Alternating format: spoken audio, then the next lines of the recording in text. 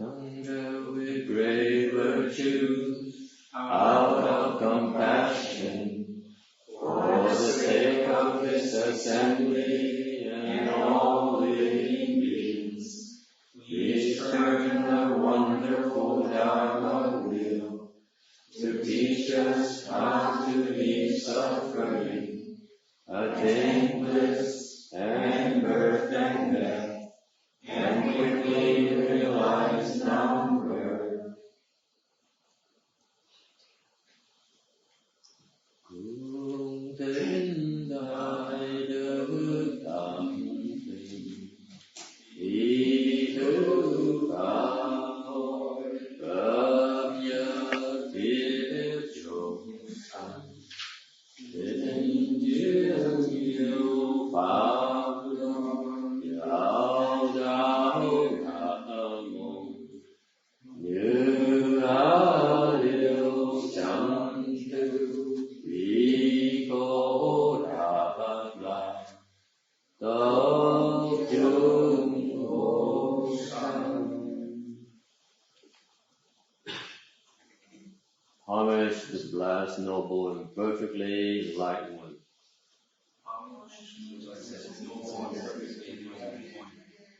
Nam mô Saranto Suche Yoye, Alahadi Samya Samputosie. Nam mô Saranto Suche Yoye, Alahadi Samya Samputosie. Nam mô Takdaka Toya Yara Arahade Tamim Tambo Datoa. Nam mô Takdaka.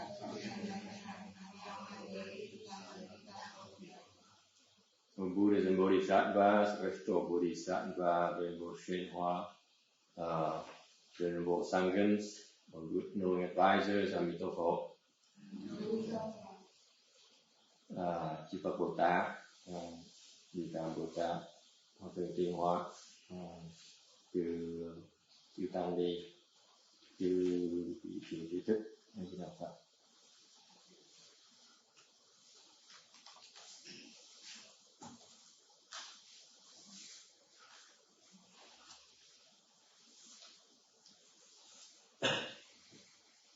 Okay, continuing with this lecture here, we finished talking about the sounds of the 6 paramitas. Now we begin to hear the rest of the sounds. Basically, the Buddha, when he emits his sound speaks these various types of dharmas. When living beings listen to them, they will naturally understand all these different types of dharmas. Okay. Now, since I don't have the Buddha's spiritual power, I need to explain what those different dharmas are to you. That's why we have Sutra lectures. Đức Phật khi mà Ngài giảng kinh này thì Ngài phát ánh sáng, xong rồi phát âm thanh. Thì những cái âm thanh này nói pháp, mình nghe âm thanh thì hiểu những cái pháp là cái pháp gì. Nhưng mà tại vì tôi không có thần thông, thành ra tôi về mỗi lần mà giảng kinh, thay vì phát những âm thanh, tôi phải dùng lời để giảng những cái pháp này, những cái gì nghe để mà hy vọng hiểu cái pháp để mà áp dụng. Okay. The sound of kindness and compassion, the sound of joyous giving, the sound of liberation, the sound of no outflows, the sound of wisdom, the sound of great wisdom, the sound of lions roar, the sound of great lions roar, the sound of thunder clouds, the sound of great thunder clouds. Âm thanh từ bi, âm thanh hỷ xả, âm thanh giải thoát, âm thanh vô lậu, âm thanh trí tuệ và đại trí tuệ, âm thanh sư tử hống và đại sư tử hống, âm thanh vân lôi và đại vân lôi. First sound, sound of kindness and compassion, âm thanh từ bi. When you hear the sound, you can leave suffering, attain bliss, and end birth and death. Don't have a goal today. Nghe âm thanh này mình sẽ ly khổ, đạt lạc và liễu sanh tử. Không cần tu gì nữa hết, chỉ nghe tiếng âm thanh này thôi. là mình được giải thoát ngay lập tức. Kindness has three kinds. Từ có 3 loại tất cả. Conditioned living beings, như chúng sanh. That is, in this Dharma, when you practice Dharma, you look at all living beings as your parents. Khi tu pháp này, thì mình coi những chúng sanh là giống như cha mẹ của mình. The second kindness Dharma is conditioned Dharmas. Pháp cái gì là duyên pháp từ. Có nghĩa là khi mình nhìn những cái pháp này, mình coi những cái pháp là từ do duyên mà tạo ra. So when you practice Dharma, you look at all Dharmas as arising from conditions. And the third one, the no conditions kindness. Pháp thứ ba là vô duyên từ. You do not dwell on Dharma marks and living being marks. Bất trụ pháp tướng và bất trụ chúng sanh tướng. So the third one a little bit higher. You don't dwell on any marks at all, whether it's Dharma or living beings. Pháp thứ ba nó khó hơn tí là mình tu pháp từ này và vô duyên từ này mình không có trụ bất cứ cái tướng nào cả. Similarly, compassion has three kinds of compassion of the same name, meaning conditioned living's compassion, conditioned Dharma's compassion, no conditions Dharma compassion. Pháp bi cũng có 3 loại, giống như cùng một là tên như hồi nãy là duyên chúng sanh bi, duyên pháp bi, vô duyên bi. Cùng cái ý nghĩa như vậy luôn. Okay? Questions? Thắc mắc gì không?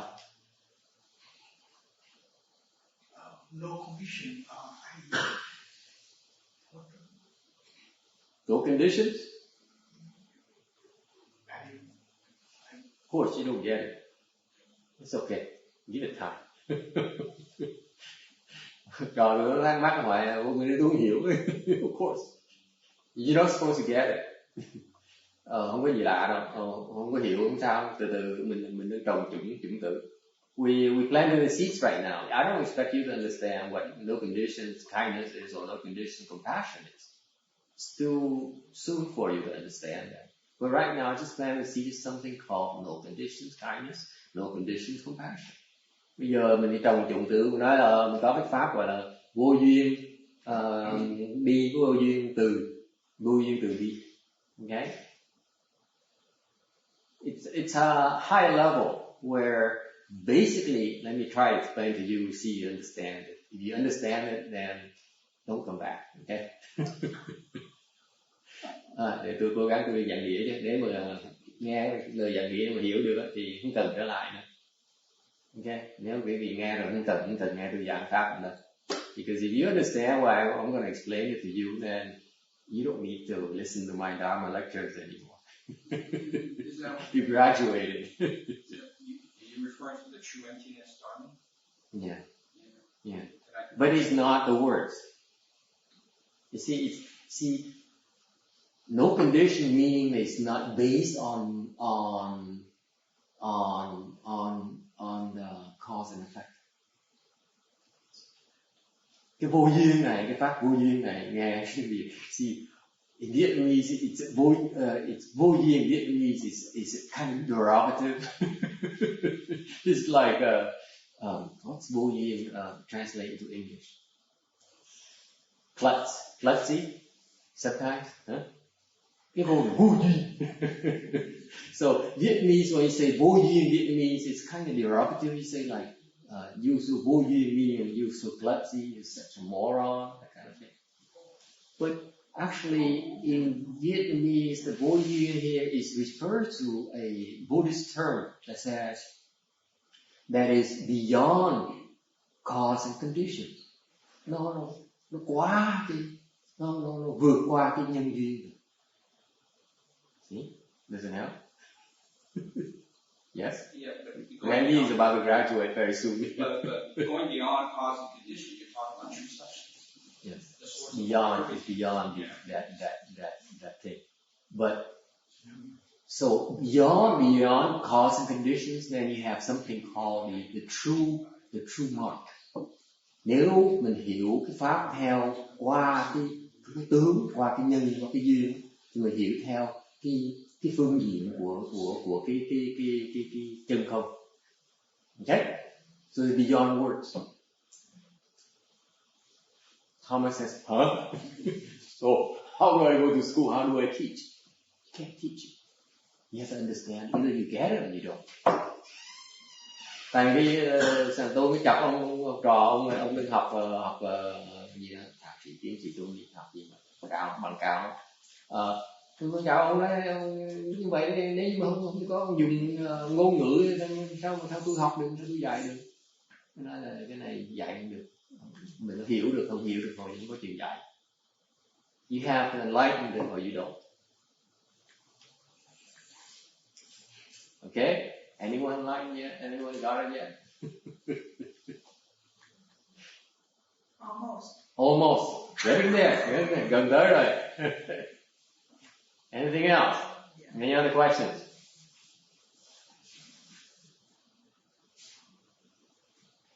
Okay. The kindness and compassion are part of a fourfold Buddhist Dharma called the four limitless mind of kindness, compassion, joy, and renunciation. Từ bi thuộc thành phần của bốn cái đại pháp trong đại thừa mình là từ bi hỷ xả. Okay. The first two, the kindness or kitness. My goodness. The first one, kindness, and the first couple, kindness and compassion, are the basis for the way, and the last two are produced on the first two. Okay, cái pháp từ bi là cái căn bản của Phật pháp, và cái hỷ xả là nó từ cái từ bi mà nó sanh ra. Any questions?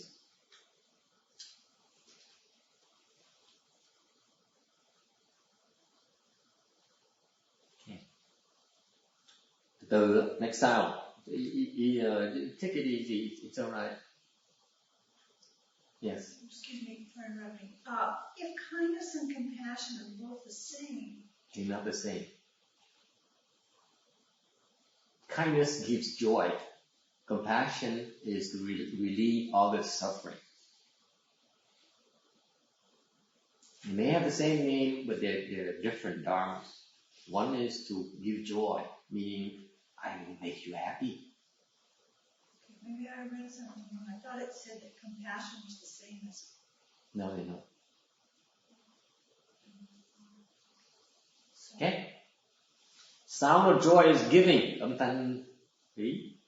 How come I have compassion? Âm thanh hỷ xả. Joy is giving. Weird English translation. Bring joy, enable renunciation practice. Cái âm thanh hỷ xả này là nó làm cho chúng sanh thích thú sung sướng và có thể xả được. This is what's fascinating to me. That is hearing the sound. People can the one with superior roots can grasp the Dharma. It's just like someone reminding you of somebody you know already in the past. That kind of experience. Cái này nó hay sợ những cái người mà căn cơ cao đó, thường căn đó, ta nghe cái âm thanh này, ta hiểu cái pháp là cái gì. Don't have to explain. You just get it. Giống như là mình được người nhắc là cái tên của cái người xưa mình biết, nghe tên mình nhớ là đó là cái gì. You see, that's exactly the same thing. This is why this comes from prior practice. If you have spirit roots All you have to do is listen to the Dharma and you become enlightened. Thành mình thường cái mình nghe pháp mình giác ngộ đi. Are you enlightened yet, Thomas? Get in there. Give it time. Merit and virtue, công đức. When you practice the Dharma door of joyous giving, all the good things you produce from your practice, okay, you don't enjoy them, you forsake them.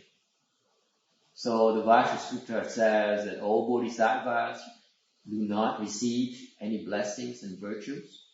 In regard to all created blessings and virtues, they should not be greedy for or attached to.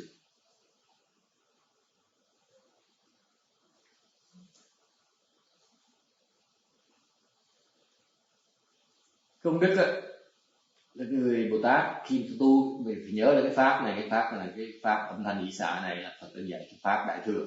Pháp đại thừa này tu pháp này mình những cái công đức mình tạo ra mình tu mình tạo công đức ra mình không hưởng công đức. Như kinh Cang nói là những cái Bồ Tát khi mà Bồ Tát cái pháp Bồ Tát là không có dành những cái phước mà những cái đức nào cả. Những cái phước mà đức mình tạo ra khi mình tu đó là mình không có tha và cũng không có chấp trước mình, mới gọi là Bồ Tát. Okay,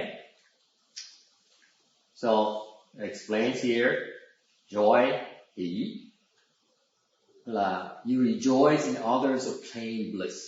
Okay. Cái hỷ là cái gì? Hỷ là mình thấy cái gì người ta được lời, người ta tốt với người ta thì mình mừng với người ta. Hỷ này không phải là cái hỷ mà mình sướng đâu, không phải là mình sướng cho mình đâu. Cái the joy here means being happy for others' good fortunes,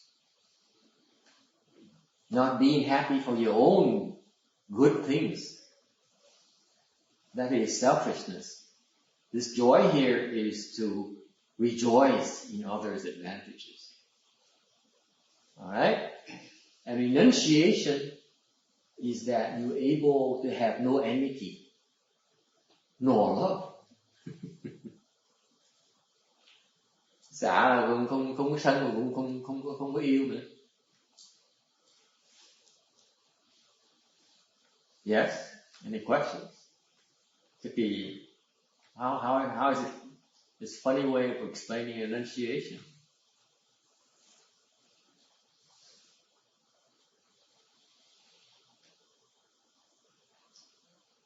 Can you let go? Very simple. You don't understand? Ask yourself. Nếu không hiểu thì tự hỏi mình có bỏ được cái sân chưa? Mình bỏ được cái lòng yêu chưa? Are you able to let go of enmity, of anger, of hatred? Are you able to let go of love? Yeah. Not yet, then you have to work on this particular Dharma door, renunciation. Okay? Questions? Sound of liberation, âm thanh giải thoát. Liberation is free from bondage. Free from reincarnating in the wheel. Cái giải thoát là mình không bị ràng buộc nữa. Mình giải thoát trong cái lòng cái vòng xe luân hồi. Okay? That involves independence of self-nature. Life and death is in your own hands, not heaven's. Có nghĩa là mình được cái tự tại của cái tự tính. Nghĩa là cuộc sống là chết là mình quyết định lấy, không phải do ông trời quyết định lấy. You buy that? That's called liberation. You decide your own fate. Mình tự quyết định lấy cái cuộc đời của mình, cái tương lai của mình. Sống chết thì mình tự quyết định lấy. Right now, we have no control. Right now, when it's time to go, we just have to go. That means we have not obtained liberation yet. Bây giờ mình không được cái giải thoát, nên thành ra lúc mà mình phải ngủm thì mình phải cuốn gói mà đi thôi, chứ còn bỏ hết mà đi thôi, chứ còn còn đâu có tự chủ được. Cái tự chủ là mình sống chết là từ trong cái quyết định của mình. Muốn sống là sống, muốn chết là chết.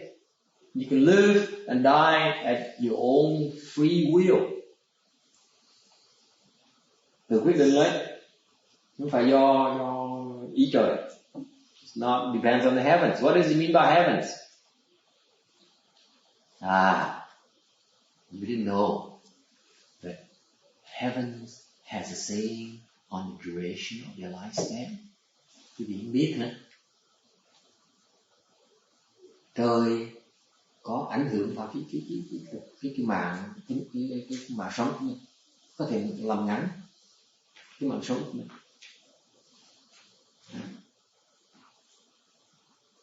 Phải đấy, ai tin không?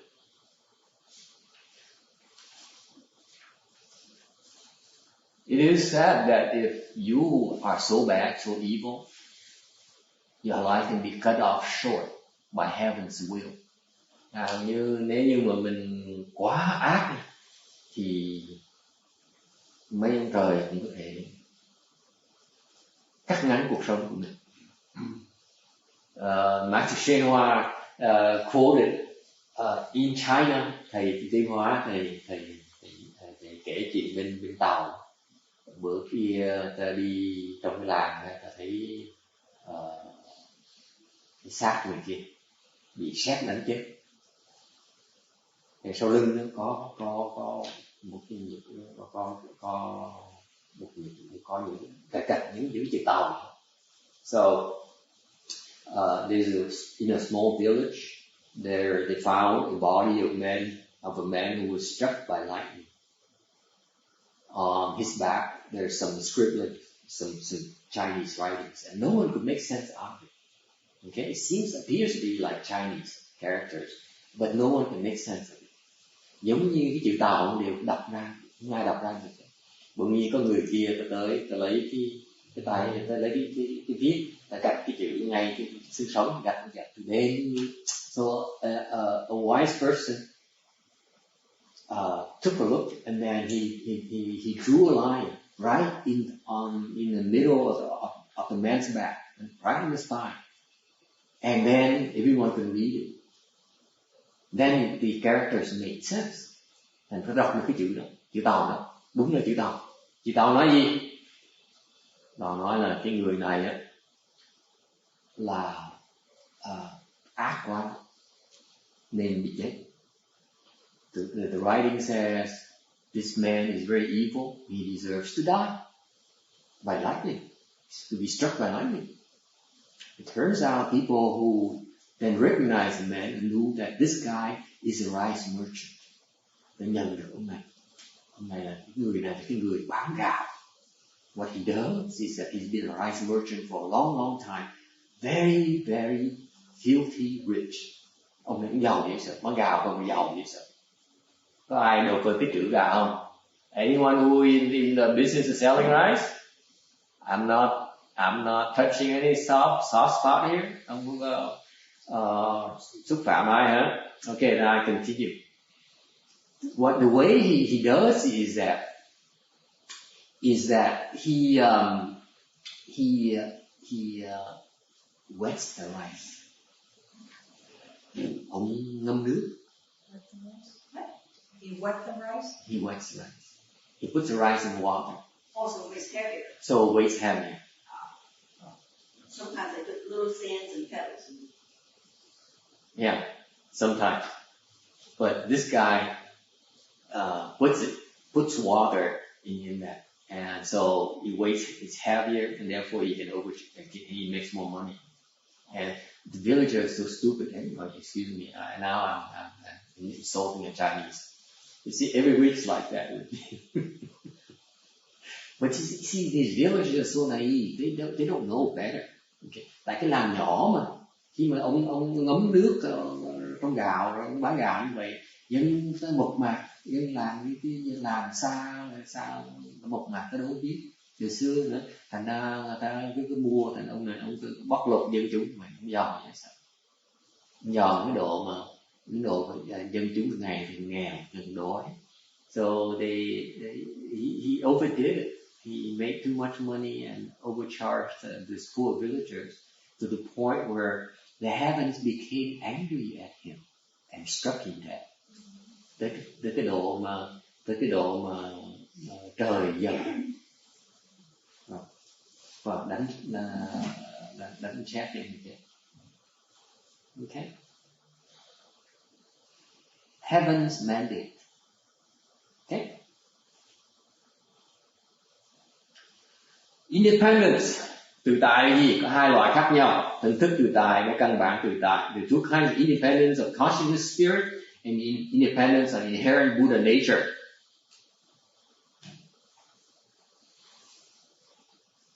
Would you like to know what those are? Okay, the first one belongs to the yin world, the yin sphere. That means that you can travel with your consciousness to places. Okay, only your consciousness. The second one is the yang sphere, where you don't have to get on an airplane anymore. Let's say you want a Chanel number 5 in a shop in Paris. Okay, you reach out and grab it. Well, you pay for it first. Okay. Thông này tự tại hay dễ sợ.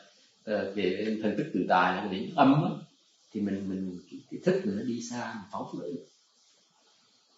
Còn về cái phía mà căn bản Phật tính về tự tại nó thì về phần dương, tức có nghĩa là mình muốn tới đó rồi, chẳng hạn mình cứ đem đồ về lại, chẳng hạn như mình đi, mình không cần bay lên qua về Paris để mà uống rượu đỏ nữa. Mình tới đó mình thọc tay qua kéo cái chai rượu về. Isn't that cool? This is spiritual power. Cái này là thành công đấy. Okay. Is this for real? Có thật không?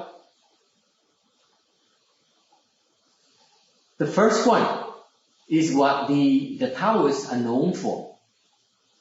Cái thần thông đầu tiên, cái loại tự tại đầu tiên này, thần thức đầu tiên này, thần thức tự tại này là cái mấy ông đạo giáo đó. Any Taoist practitioner here?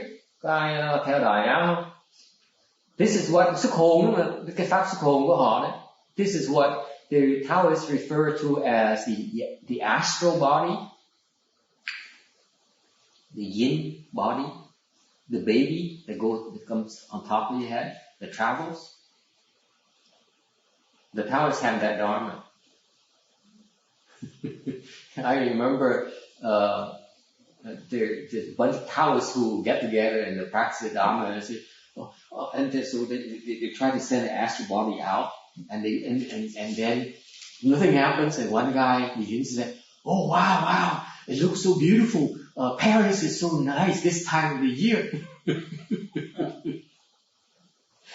Tôi nhớ nhiều người theo đạo giáo tu cái pháp xuất hồn này, nhóm tụ lại cho xong ta xuất hồn, cái không chuyện gì xảy ra hết. Cái một người kia bỗng nhiên thốt ra nó, sao mà Ba Lê dạo này bây giờ cái thời tiết nhà Ba Lê đẹp quá, xạo nó láo. He's lying. This is bên Việt Nam mình cái hàng như bên ông Tám, ai theo ông Tám không? Tôi nó chọc ông Tám rồi đây. So in Vietnamese there's a guy called ông Tám. He's a Taoist guy. He teaches people like the abbess, that nun. She used to follow him, and they used to send this astral body out. Ask her. I think she used to be able to do that. They even have a website. Nào thì đúng. Thì ở như hạn như là như có nhiều người tu hành hạn như có một sư cô đi theo ông Tám cũng như hồn được. I don't know the extent of the skills they have. Not only the Taoists, but also the monks can do that. I know the monk. Không phải là đạo giáo của mình, Phật giáo mình làm cũng được. I know of a monk who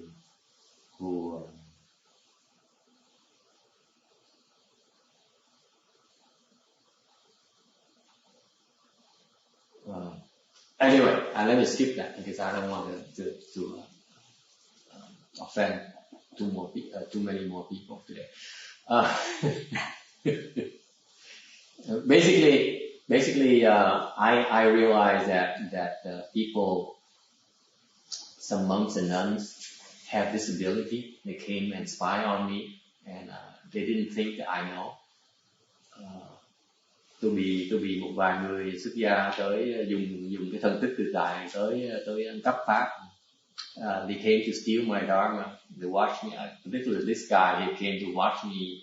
I saw him coming, so I let him watch me for 1 hour. Cái ông này ông tới, xuất gia ông tới, ông rình tôi là tiếng hồ, tôi để em quay tiếng đồng hồ. Xong rồi quay tiếng đồng hồ, ông hiểu hết, ông bỏ ông đi. So after an hour, he really sat there for an hour watching me practice. You mean he sent his astral body to visit you? Yeah. He didn't think I know. So don't think you can outsmart people. People just because they don't say doesn't mean they don't know. Đừng tưởng mình cứ phủ đầu người ta không nói, đâu gì người ta không biết. What would be the purpose? Stealing dharma. This guy, for example, heard that I was a serious cultivator, so he came over just to see what is it I do at night. Tới tại ông nghe nói là tôi tu gắt gao lắm, thành tới phân đêm tới coi thì thằng nhóc này nó tu ra sao thì ông coi là cái pháp gì về một trước. This morning I told you about stealing dharma. That's what he is doing. So he had evil intent? Not evil intent. It's just a common thing. I used to do that too. I mean, I hear of. I'm speaking of personal experience. I hear of a master who has, accomplishments. So you go there, kind of peep and see what they have, with the intent of, stealing dharma. Đó là chuyện thông thường. Mình nghe người ta có tí là có tiếng tí là tới mình rình người ta coi thì là có được gì bớt trước. Right? The mindset is to steal. Right? That's not evil. Yeah, that's kind of underhanded. But they don't realize, I didn't realize that if you do that, okay, it's very bad news for yourself. That then it's just like không cần làm như vậy. Tại sao? Because it's just like all you do is you stay outside looking in. Tại mình chỉ đứng ở ngoài mình nhìn vào trong sao mình thấy được. You are outside the fence looking into this building. What can you see inside? How much can you see? Tại đứng ở ngoài hàng rào mình nhìn vào trong mình thấy được cái gì? Đâu cần đâu. See, that's what most people don't understand. You think that's what the monk in San Jose was doing? Which one? Looking over the fence. Yeah, but he didn't have the yin thing. No. Oh. It's a threat for us to bring a Chan class next to him to have following in a dump. Okay? It's a threat. So we have to find out with that, he can't because if he does it physically, then people see that he's listening to my lecture, which is not a good thing for him, for the abbot of a Buddhist temple to listen in on someone else's lecture. Okay?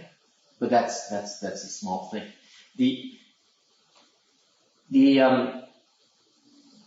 It's a cool skill to have. If you can have this, cái thần thông này cũng hay lắm, tại vì nếu quý vị coi được cái này ấy, I can think of many applications. Really? Yeah. For example, cái thần thông này nó lợi cho người xuất gia lắm, bởi vì người xuất gia ta tham cái này lắm. That's why a lot of leftful people love to have this kind of first independence of consciousness spirit. Because think about it. Let's say I try to impress you, Thomas. Say, this guy has money, has potential. Okay? Which is not true, right? The money part. Dạ, nhưng nó lời lắm, tại vì người tôi là người xuất gia, Tuy nhiên cái hạng người ông nghĩ nó ông này có tiền, ông này có khả năng. Thôi bây giờ mình tìm cách để mình cua ổng, dụ ổng. So I try to impress him. Okay, so what do? I wait for at night and I send my astral body over to his house. Đợi tối tôi sức hồn tôi tới nhà ổng. See what he's doing. Spy on you. Để coi ông làm cái gì. So next Saturday, Thomas happened to walk in the room and say, "Hey Thomas, how many girlfriends you have?" And so he says, "I have one." I said, "Wait a minute, I thought I saw 3 different women." Nè, tôi tuần sau ông tới tôi mới hỏi, nè Thomas, có bao nhiêu bồ vậy? Tôi có một bồ thôi à. Nó sao rồi? Thấy ba người khác nhau. Wouldn't he be impressed? Sure. See? Okay? Thomas, I need money to build a second floor here. See? Biết như vậy là bị tôi một khi mà ông kia mà ông bị dụ một cái cho nên bây giờ tôi cần tiền để tôi xây thêm cái tầng thứ gì nữa, giúp thầy xây tầng cái gì để thầy hoán pháp. See? Very handy skill. And that's not evil intent again. But it's for a good cause, dear. Is that Breaking precepts. That's how you get away with it by having Breaking a precepts. Ngoài như vậy phải là ác ý nữa, ác tâm hả? Tôi nói ác tâm nhưng cái đó là có chánh nghĩa mà, cái đó là có làm chuyện tốt mà, có chánh nghĩa mà. Xí, tại mình đang hoằng pháp, mình cần tiền hoằng pháp mà. I need money to propagate cái đó mà. It's gotta come from somewhere. Okay. So the first one is usually, the first level is what you get, and then you continue practicing, and then you get the second one. If you have the proper dharma. Tu từ đầu mình sẽ có cái loại thần thứ nhất, thần thức tự tại, xong tu tiếp, đừng có ham. This is very difficult. I point it out to you because in the future when you have this, okay, then you become so enamored, you will take advantage of it. And that will stop you from getting the second one.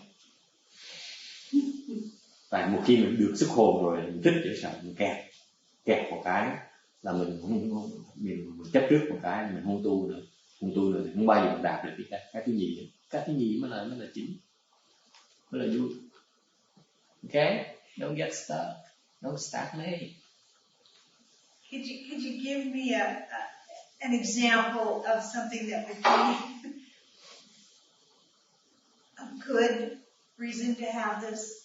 I mean something that's serious and really going to bring some goodness from it. Câu hỏi là có gì về cái cách áp dụng này tốt, cái cách áp dụng tốt cái này là gì? I give an example.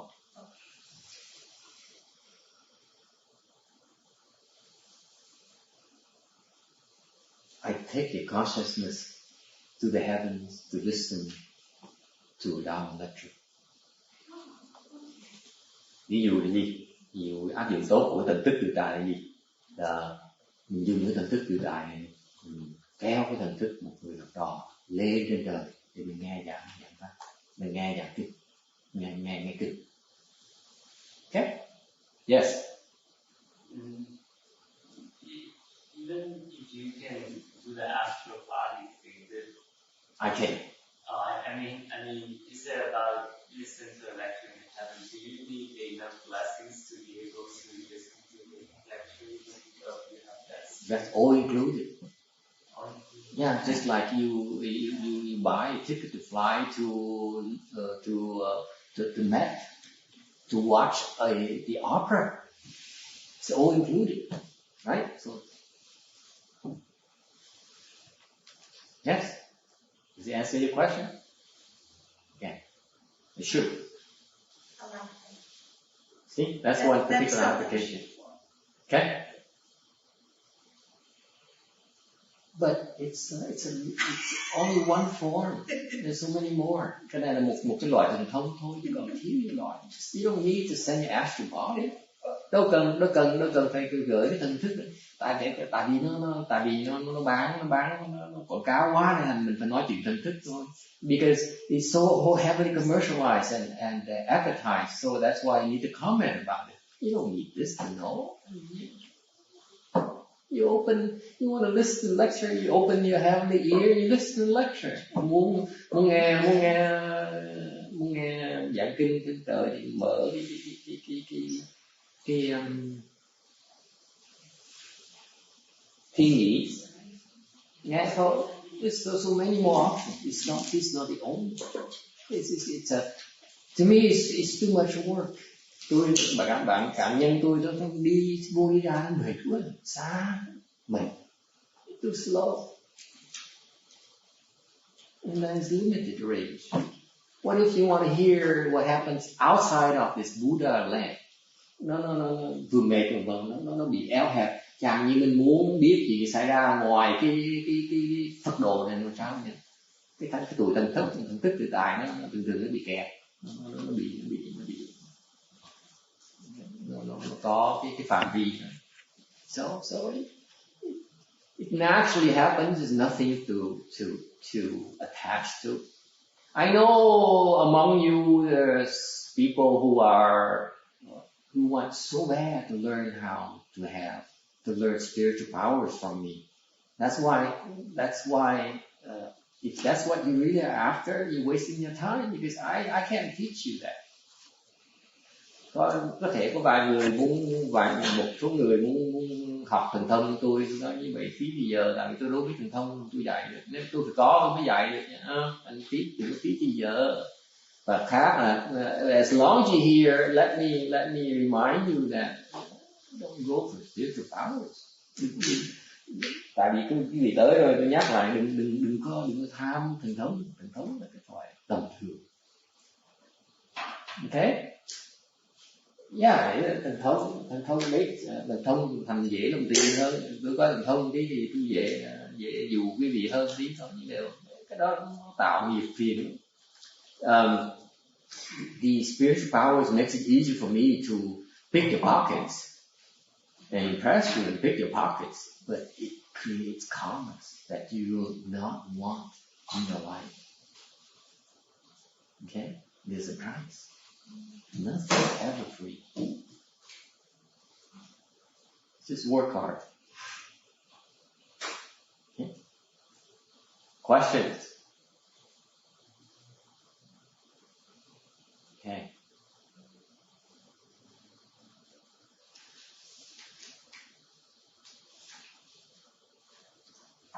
Sound of no outflow, sometimes vô lậu. Sound of existence without ignorance. No more ignorance. Tiếng âm thanh vô lậu rồi, có nghĩa là không còn cái vô minh nữa. Nghe một cái là vô minh hết, ngừng lại. Lậu là gì? We need to explain to you lậu. What are outflows? Hinayana trong cái nguyên thủy tiểu thừa thì cái giảng theo tứ diệu đế thì Hinayana, the truth of suffering, the Four Noble Truths Dharma, the truth of suffering and accumulation, are cause and effect with outflows. Là cái khổ cái tập á, là những cái nhân quả có lậu. Whereas if you cultivate the dharmas of extinction and the way, they are the cause and effects with no outflows. Trong đó mình tu những cái diệt và đạo thì cái đó là những cái pháp nhân quả mà không có vô lậu. Okay, so you have to be careful about the kind of dharma you practice, and if you practice the proper dharma, then you will end your outflows. In particular, the common people, the outflows, their nature outflows are on existence. Những cái người mà thông thường như mình thì cái lậu mình là lậu trong về cái hữu. Whereas the sages of the two vehicles, và những người thánh nhân của bên nguyên thủy thì their outflows fall on emptiness, thì họ bị lạc vào cái không, vẫn lậu với cái không. Chỉ những người Bồ Tát á, những cái người mà người Bồ Tát ấy, người ta mới không bị đọa vào cái lạc đó. Bồ Tát cũng có lạc, và những cái lạc nhưng để có những người Bồ Tát nó không còn bị kẹt những cái đó.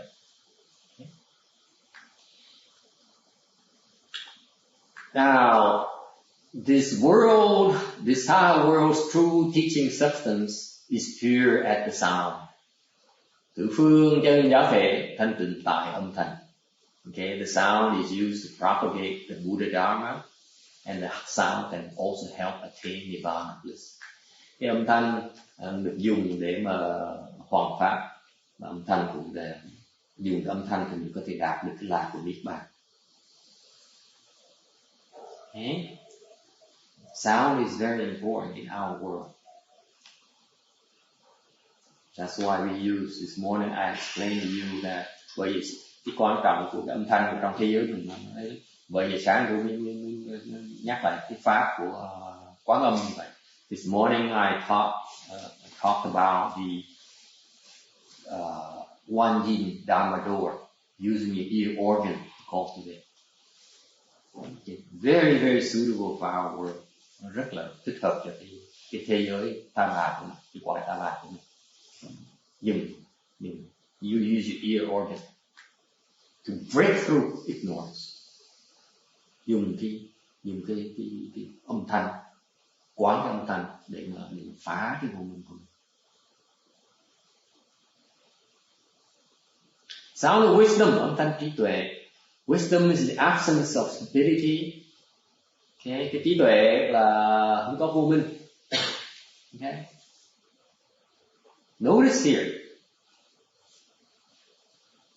Để ý nè. Cái trí tuệ is absence. It's subtraction. Để ý là cái trí tuệ có nghĩa là kia là không có chứ không phải là thêm nha. Cái huệ là mình trừ chứ không phải là cộng. Right? That's what was brought up a couple weeks ago. That is cultivation about subtraction. Vậy nên vài tuần trước có người nêu ra là tu là trừ chứ không phải là cộng. Tu là bớt. Okay? Càng ngày càng bớt thì càng ngày trí huệ càng phát ra. The more you can let go, the more you can deduct. The more the wisdom will unfold. Okay? That's why, you see, you have this thing like the absence here actually is a key word. If you listen to this, you may even be enlightened.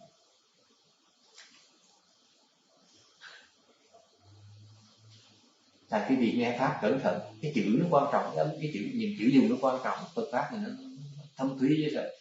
Mahayana is very, very profound. Each word is chosen carefully. Tại vì nếu mình nghe theo cái pháp này, nghe là cái trí huệ là không có khi vô minh, cứ trừ, nghe thì trừ không mà đã giác ngộ rồi. Okay, give it time. Okay, question.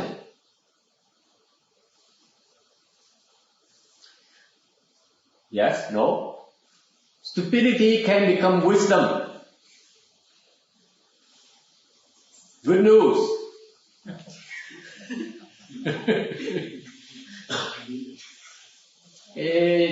cái hay của mình ấy, mình có hy vọng đấy là mình ngu si nó cũng sẽ thành được trí huệ. In fact, it's the same. Okay, thiệt ra cái đó là ngu si với trí huệ là một. Yes. No objections. Không ai có ý kiến gì hết hả? Trí huệ với ngu si là một hả? How is it possible? Hả? Sao kỳ vậy? Sao vừa trí huệ vô minh là cùng một loại được?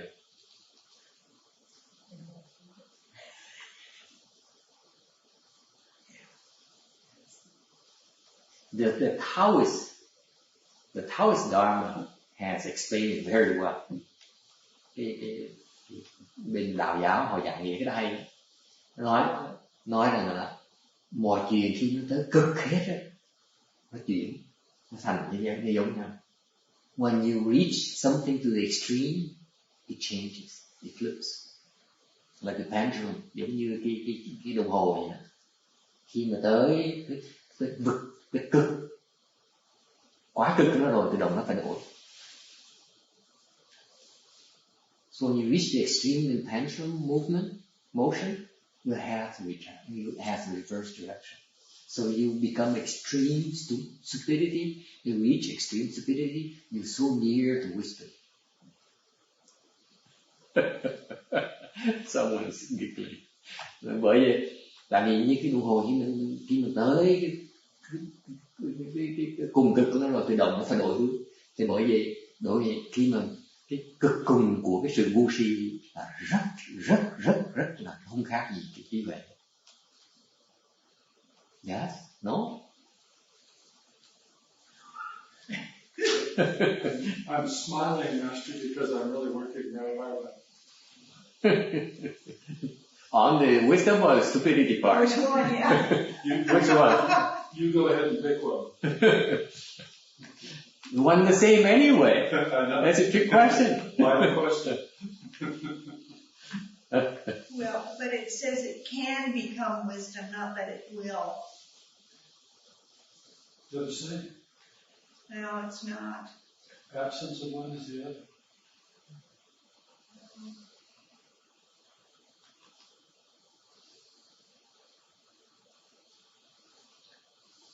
It's a timing thing. When you say the same, suppose now you see it, now you don't. That's how fast it is. Okay? So khi mà nói nó cùng một loại, ngu si với huệ nó cùng một loại, giống như mình nhìn cái tay hay mình thấy bây giờ hết thấy. One moment stupid, next moment wisdom. That's my idea. One and the same.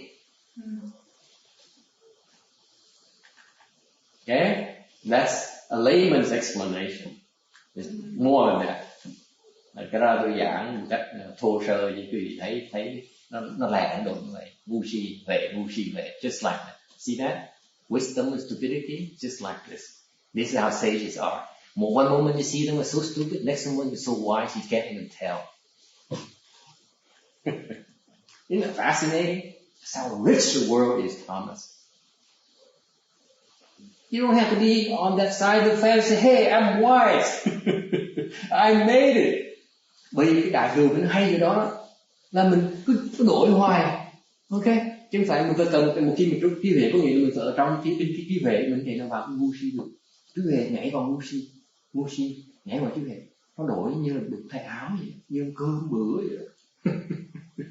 Nhưng nó fascinating. Cuộc đời nó thích thú như vậy. Nó đổi hoài. See, this is how fascinating life can be. One moment stupid, one moment wise. It flips constantly. That's how rich the world is, how rich life is for the sages. Những thánh nhân là như vậy. Tưởng người ta ngu. Ngu thiệt. Ngu như cái vậy đó. Nó đổi ra. Một khi mình thấy người ta ngu một cái là nói như vậy nó lộ ra như vậy. As soon as you see the sages, as soon as you see them stupid, that's when the wisdom unfolds immediately. And yet you can't see it. That is, let me think about that. That's how rich it is, life is. It's multidimensional. It's not only on the wisdom and stupidity side, it's no differentiation. Không có cái sự phân biệt nữa. Phân biệt tại vì mình one the same because they have no discrimination. We still see this. Okay?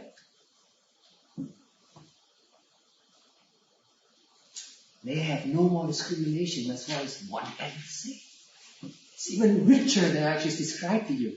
Cái thế giới nó hay hơn như vậy, tại vì một khi mà quý vị ngưng lại cái sự phân biệt một cái á, là cái thế giới còn rộng hơn nữa.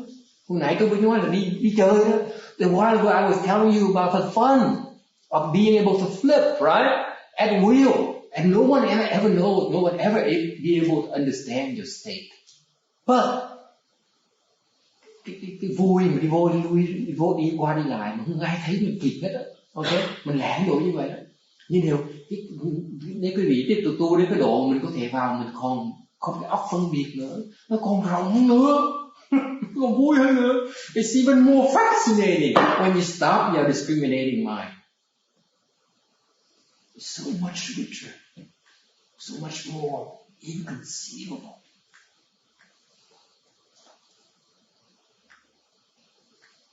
Yes? Have I lost anyone? Có ai lạc đường không? Có ai tẩu hỏa nhập ma không? Huh? You see, the Taoists, if they listen to this, some of them will be white smoke coming off the top of their head, meaning they're entered demonic states. They can't take it. It's too much. They listen and say, hey, slow down. Hey, slow down. Let me process it first. Right, Ken? That's why they have white smoke. When you're in Việt Nam, người Việt mình có tiền chữ, mấy bác có điện chữ không? Trước đọc nó tiền chữ, mấy ông tu như tàu khoái trống bốc trên đầu đó, là tàu qua Nhật Bản, đi chịu không nổi, chạy không kịp, chạy theo không kịp, chứ lẹ quá, chạy theo không kịp. Okay. What? Now, wise people are in control and cannot be moved. Cái người mà có trí huệ là được tác chủ. They clearly recognize situation and true Dharma selecting eye. Cái người mà có trí huệ là có thể nhận được cái cảnh giới rõ ràng, không bị lầm. Và quan trọng nhất là có được cái trắc pháp nhãn và trích pháp nhãn. They have the Dharma selecting eye, meaning they can recognize what is proper Dharma, what is not. Họ thấy được cái pháp gì, họ nhận được pháp này đúng hay là pháp sai, chánh pháp hay là tà pháp. Cái đó gọi là trí huệ. Okay? They can discern what's proper or what's deviant. Once they recognize it, that is true wisdom. I remember someone,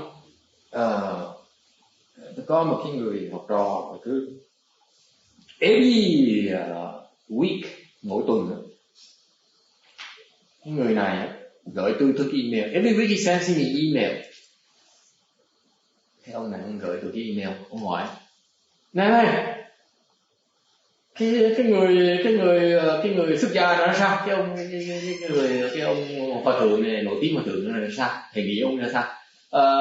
Cái người nổi tiếng, cái sư nổi tiếng này, cái sư bà nổi tiếng là sao? So he asked me, Master, what do you think of this famous monk? What do you think of this famous nun? Should I go there and learn from them? Thầy nghĩ tôi nên tới đó để mà tới chùa họ để mà tu không? So what did it tell you? No Dharma selecting eye. Cái người đó là người chưa có cái tích pháp nhãn. See that? And you know what? Funny thing happened. Since I started yelling at him, never send me any email asking me about Dharma masters anymore. Chuyện gì xảy ra là từ khi một tôi mà nổi sung chửi một trận, bây giờ ông bay cái dạo này không có gửi email rồi hỏi như thầy cô ấy. Cái âm thanh trí tuệ, cái pháp này là pháp đơn giản về những pháp thế gian, phải biết những pháp thế gian. The sound of wisdom here is the ability to understand worldly dharmas. See, transcendental dharmas include worldly dharmas. Transcendental blessings include worldly blessings. That's why the spirit blessings cultivate. Và cái thế gian pháp là bao gồm cái xuất thế gian pháp, nó bao gồm thế gian pháp. Cái xuất thế gian phước nó bao gồm thế gian phước. Vì vậy cái phước mà xuất thế gian, cái phước nên tu. Okay, one bird is two stones. I mean, there's no wisdom right there. No. Bởi vì mình tu đúng một cái thì giống như là quăng một hòn đá mà trúng hai con chim. Okay, questions. Sound of great wisdom. Âm thanh đại trí tuệ. Great wisdom refers to enlightened beings' wisdom. Okay. A while ago, this one here is, we refer to wisdom, but now we refer to great wisdom. Cái này là đại trí tuệ, là của thánh nhân. Okay? Thánh nhân là gì? Thánh nhân, the enlightened beings are the ones who are certified to true emptiness. Cái người đã thấy được cái chân không. Okay? And that is only arrived by investigating and cultivating the Mahayana. Cái này người thấy chân không, muốn thấy cái chân không là phải học đại thừa, tu đại thừa thì sẽ thấy được chân không. Quý vị mà tu pháp nguyên thủy không thấy được chân không. So in other words, let's say you practice Mahayana, Hinayana dharmas, like let's say no Thai people here today. Tu pháp nguyên thủy, Hinayana dharma, you will not be able to see true emptiness. Pháp nguyên thủy không thể nào thấy được chân không. Thấy được cái không nhưng thấy được chân không. They will see the self, the emptiness of the self. Bên nguyên thủy họ tu được thấy được cái không của cái ngã, chứ không thấy được cái chân không. Không ngã như vậy. Chân không như vậy. Không ngã như vậy. So the emptiness of the self, when you see yourself as empty, Thomas, that knowledge, that wisdom, is this much in the totality of wisdom, or the Buddha's wisdom. See how far we are. Hay mình xa vậy sợ cái người mà thấy người A-la-hán, người diệu giác mà thấy được cái không đó, là cái huệ đó, trí huệ đó, để mình so sánh với nhau, trí huệ đó. Chừng này đối với trí huệ của Phật. Đúng không? You know? So great wisdom is that you know world transcendental knowledge. Đại trí huệ, cái trí huệ là xuất thế gian. Okay? Âm thanh sư tử hống. The sound of lions roar. This is just for the sake of the people who are not new to the Dharma. They usually refer to the lion as make a parallel, the analogy of the Buddha's preaching Dharma like a lion's roar. Okay. Mấy người mới đó, người ta chưa biết, người ta còn ít biết đó, mấy đại thừa người ta giảng là cho ví dụ Phật là giống như giảng pháp giống như là sư tử hống như vậy, đại sư tử hống một cái là mấy loài thú đều run cọc. Mấy cái loài thú kia là nó ví dụ như mấy tụi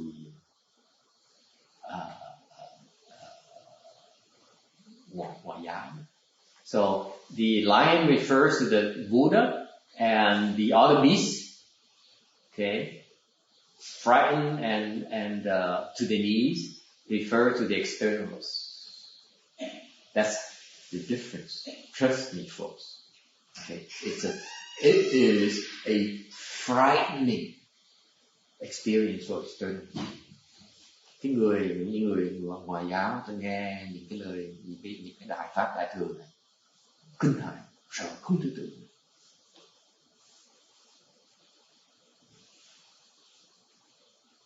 Okay,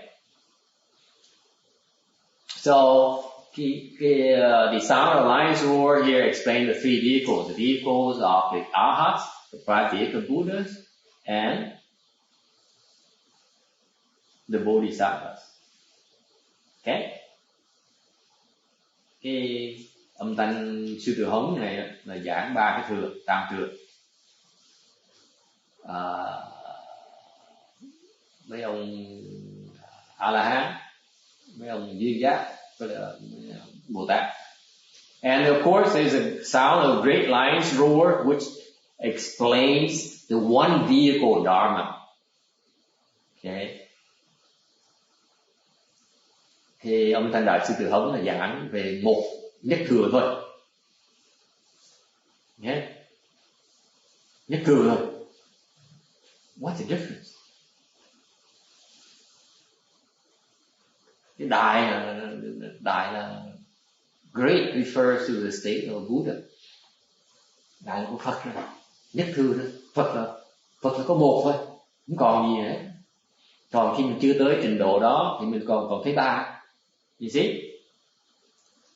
When you reach the Buddha state, you only see one. Before that, you still see bodhisattvas, arhats, and prajna Buddhas.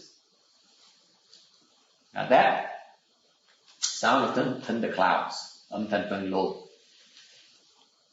Thunderclouds has two purposes. One, the sound, the frightening sound, jolts you and awakens you.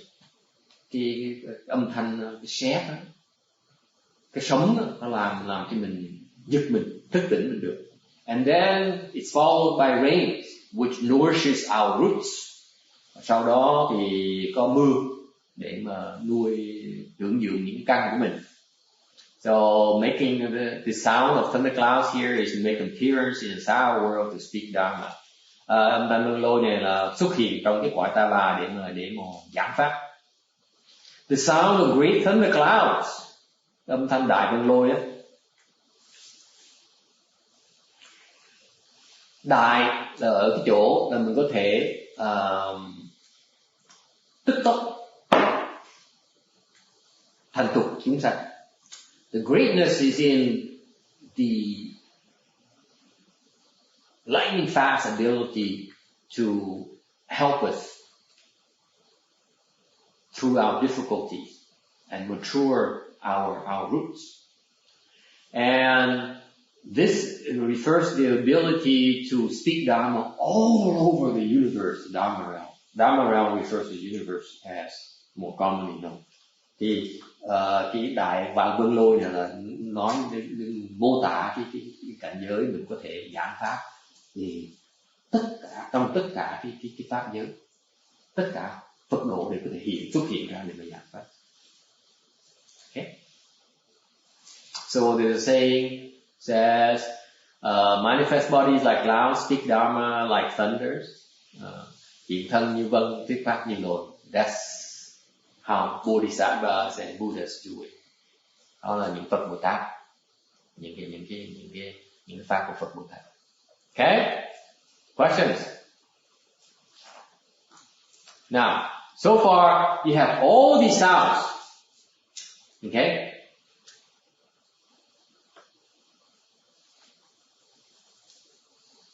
That should have helped you plant the seeds and then maybe awaken a little bit of that part of your Buddha nature in you and say, I'm a little bit closer to enlightenment. Nghe những cái pháp này mình được trồng cái thiền căn dụng tử, và nhiều khi trong niềm tàn thức của mình tự nhiên có gì nhắc mình, mình gần được giác ngộ hơn một tí xíu nữa. Okay? This is the purpose. Do not take it lightly. I may have said it jokingly. Tôi mới nói là không phải đùa giỡn, thiệt ra cái nó đúng. Because the sutras, the Dharma has tremendous power. Tại vì nó đùa thiệt ra nó có cái pháp, nghe pháp nó có có một cái lực dễ sợ. The Dharma, listen to the Dharma is very, very important. Nghe Pháp nó quan trọng tư tưởng.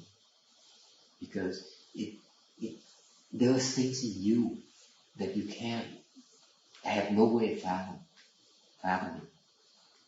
Bài nghe Pháp nó có những cái lời trong cái tiềm tàng mình thì là mình hiểu. Okay? So, why do I say that? I say that because, tại sao tôi nói như vậy? Tại vì khi mình vào những cái pháp hội, like when you participate in Dharma assemblies, let's say you say, oh, Chinese, I like the music, but I don't understand a thing. Bữa nay là làm lễ tiếng Tàu, nhạc nó hay thì mình không hiểu cái chuyện khó chịu với sao. It's annoying. You know, you read the Sutra, you recite the Dharma, you recite the Amitabha Sutra in Chinese. Mình nghe tụng kinh tiếng Tàu, kinh A Di Đà tiếng Tàu, 15 phút. You stand there 15 minutes, not understanding the single thing because the Chinese go so fast. Tại khi mình tụng kinh A Di Đà tốn 12 phút đến 15 phút, mà cứ 12-15 phút đứng đó không hiểu hết, tụng lẹ quá. It's a waste of time, right? Phí thì giờ phải không?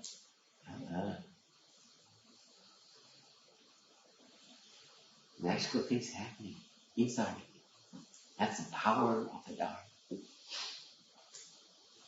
Mặc dù không hiểu gì trong đó có chuyện gì rất là huyền diệu nó xảy ra trong đầu mình, trong cái tàng thức của mình. Thành đừng khí thương nhé. So be more respectful. I'm telling you that so that you become more respectful. Just follow along. Remember? Đó, tôi nói để giảng cái gì biết đó, đừng thiên thương nhé, đừng nghĩ là cái tao mình đọc cái gì được không? No. Nhắc cái gì để cứ theo thôi, cái pháp đại chúng mình theo thôi. Đó. Để cái chuyện gì nó xảy ra trong tàng thức tự động pháp nó giải quyết cho mình. Okay? Why is that? Tại sao vậy?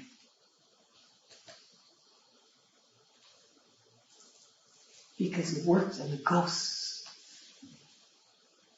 It works on the yin one. Okay? Tại vì nó có cái hiệu quả trong cái khỏe không? Chẳng như, for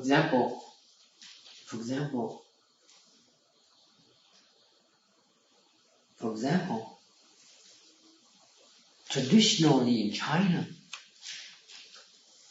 when people are sick, they will invite the Dharma masters over to their house to recite sutras.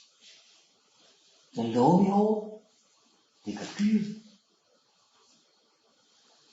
Tại vì trong bên Tàu có cái truyền thống là vì khi người ta bị bệnh đó, ta mời người trong nhà có người bị bệnh, ta mời pháp sư tới, mấy thầy tới, cắm hương, cúng hương, xong rồi ngồi tụng kinh.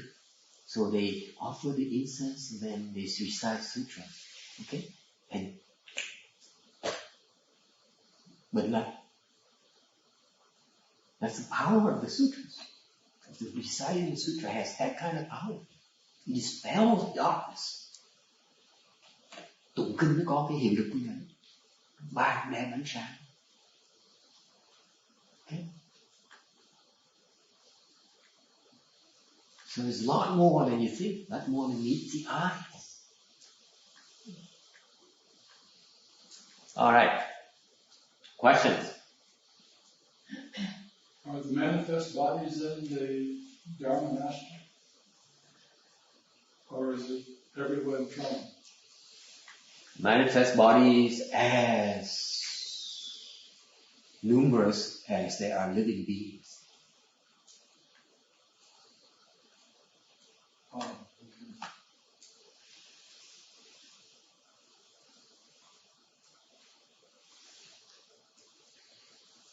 After such indescribable sounds had issued forth, countless millions of gods, dragons, and ghosts and spirits from the Sahara world and other realms assemble in the palace of Triakrishna heaven. They arrive from the heavenly forking, the Triastrims heaven, the Suyama heaven, the Tushita heaven, the transformation of bliss heaven, and the heaven of comfort gained through transformation of this bliss. Đức Thế Tôn Sutra âm thanh không thể nói hết sắc thái như vậy rồi. Quốc độ Ta Bà này và các quốc độ phương hướng khác có vô số đức thiên long quỷ thần cùng đến tụ tập tại Đao Lợi Thiên Cung, tức thiên chúng ở các tầng trời tứ thiên vương, Đao Lợi, Tu Diệt Ma, Đâu Xuất Đà, Hóa Lạc, Ta Hóa Tự Tại. Finally, we made it to the heavens. Cuối cùng mình tới được cái cảnh giới trời. Okay, that's why I've been promising for the last 3 weeks. 3 tuần rồi tôi hứa để nói về cảnh giới trời. Bây giờ mới tới được. We finally made it. Peeking at the front gate. Mình thấy được cái cổng ở ngoài. Okay. But first, let's talk about dragons. Because some of you might be curious about dragons. Trước khi mình nói tới tiên, mình nói tới rồng trước cái đã. Có thể một vài người thắc mắc về cái cảnh giới rồng. Tại nó rồng hoài. Rồng. It mentions dragons a lot. Heaven species, being Lord, can manifest as dark, light, large, small, long, short. Okay? Có thể hiện ra to, nhỏ, dài, ngắn. Có thể tối, có thể sáng. In the springtime, ascend the heavens, in fall, enter the water pools. Mùa xuân thì lên trời sống, mùa thu thì đi xuống nước sống. Can have scales, horns, or no horns. Có thể có vi, có thể có sừng, hoặc là không có sừng. So far so good? Okay. Can protect and support people in the country, support proper dharma. Những rồng này là có thể giúp đỡ chúng sanh, giúp đỡ những nhân loại, giúp đỡ hoặc có thể giúp đỡ chánh pháp. In fact, Master Srinivas says, to propagate the proper dharma, if you have the support of the dragons, then the proper dharma will prosper. Tại vì Ngài Kim Hóa Ngài nói là nếu như khi mình truyền bá Hoàng Dương cái đại thừa mà có được rồng ủng hộ thì cái pháp nó rất là tịnh. So he says he has 10 dragons constantly following him. Thành Ngài Kim Hóa Ngài có 10 rồng đi theo Ngài. Ngài nói once he was sitting on an airplane, I don't know why he would fly, need to buy an airplane ticket, but Ngài mới nói có 10 rồng đi theo Ngài. Có một lần Ngài ngồi trên máy bay, tôi thắc mắc buồn, ông đâu cần mua vé máy bay làm gì nữa. Thì ông cũng mua vé máy bay. He said he was looking out the window of the airplane window. He saw his dragons flying. Hey, hi there. Cái ông nhìn ra cái cửa sổ máy bay, ông thấy con rồng thấy bố ơi. Okay, so in fact in Utah, in that range mountains, what's the range mountain in Utah? Huh? What? The Rockies. Yeah, the the Andes maybe, Rockies, whatever. Rockies, right? Something like that. Cái dãy núi đó có. In the Rockies, there is a very ferocious dragon. In the Rockies? Yeah, there's one dragon that's ferocious, Dragon King, ferocious. Bên ngoài đó là bên phía Utah, phía núi đó có một con rồng nhiều lắm. Ông nói, nó ủng hộ mình trước. Thần thông đã lắm. He has tremendous spiritual powers. You come and support and protect you. There's nothing you can't do.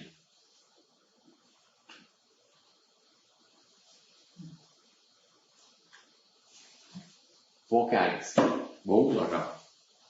Yeah. Rồng thứ nhất là để giữ thiên cung, the guard heavenly palace. Okay. Thứ nhì, they make rain. Loại thứ nhì là mưa. Loại thứ ba là sống như trong nước, sống trong biển.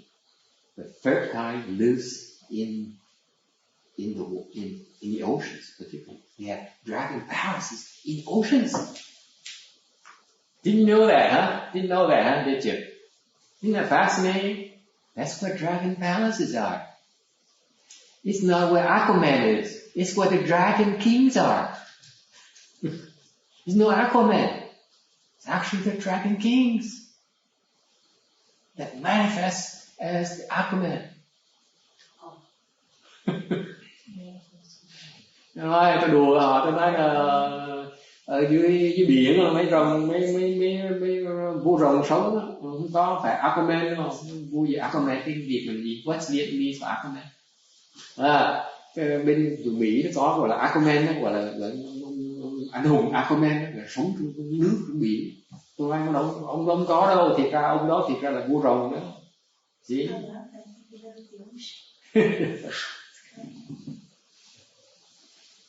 And the fourth one is guard the wheel turning king's blessings, treasure store, the treasure trove.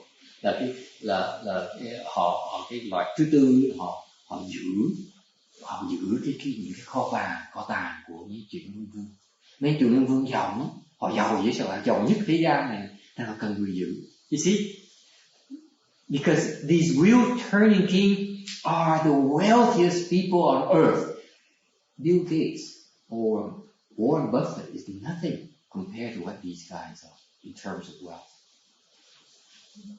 Okay? Ông Warren Buffett như ông Bill Gates là cái của cải họ không bằng gốc của cái ông chuyện Luân Thánh Vương. They're infinitely small compared to the wealth of the wheel turning kings. And that because this guy is so wealthy, he needs guards, people to protect his treasure. Ông giàu quá, anh phải cần người giữ của ông, right?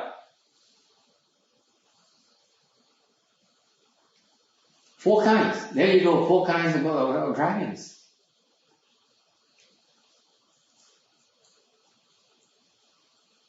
First one, thiên cung, heavenly palace.